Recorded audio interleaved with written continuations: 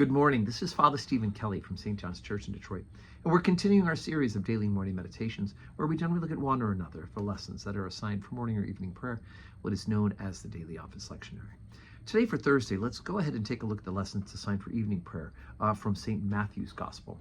This will probably sound familiar to you if you watch or participate at our weekday services because it's one of the common readings that are done for some of the saints.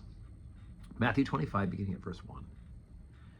Then shall the kingdom of heaven be likened unto 10 virgins, which took their lamps and went forth to meet the bridegroom. And 5 of them were wise, and 5 were foolish. They that were foolish took their lamps and took no oil with them. But the wise took oil in their vessels with their lamps. While the bridegroom tarried, they all slumbered and slept. And at midnight there was a cry made, Behold, the bridegroom cometh, go ye out to meet him. Then all those virgins arose and trimmed their lamps.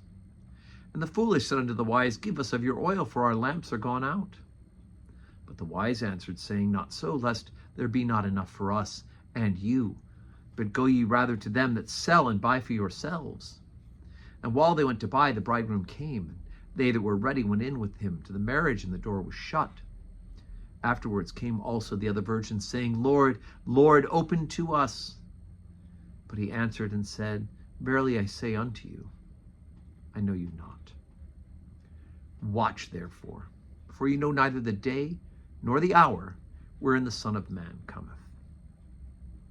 Okay, at first glance, is probably a sense of going, gosh, why are they sharing, right? Isn't sharing a good virtue? And yes, of course, we should share, but not in this particular parable. This is not about sharing. This is about being ready for the return of Jesus Christ. And being ready particularly in our spiritual life. Here, the virgins represent the church itself, right? One of the images of the church is that Jesus is the bride, is the groom, and the church is the bride. So here are all the virgins who are coming, and the groom, Jesus, comes, and the church should be ready for his return, right? As a matter of fact, we talk a lot about this during the season of Advent, don't we?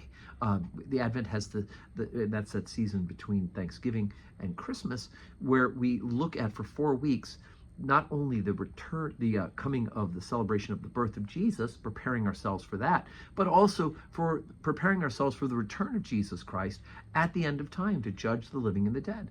And so Jesus is reminding people how important it is to be ready, right? And I think it's terrifying to think that these people were there. Again, a parable. These people are there. They're waiting for the groom to come, the bridegroom, as they say. And in fact, they then hear these terrible words, right? When they come back from trying to get oil for their lamps, and who in the world who sells oil is going to be open at midnight, right? Because the bridegroom comes at midnight here. That they can't. When they do finally get back with it, they knock on the door. It's been shut already. And he says, Verily I say unto you, I know you not. What a terrifying thought for us, that Jesus might return, and if we're not ready, he won't know us. How unbelievably terrifying is that? So let's not only be known, but let's be ready. Let us prepare ourselves for the return of Jesus Christ. Let us have oil in our lamps and be ready to trim them and to greet him. So today is Thursday. We go back to our winter Thursday schedule, which is at 10 o'clock. We'll have the Blessed Sacrament and the Monstrance, and we'll have time for adoration.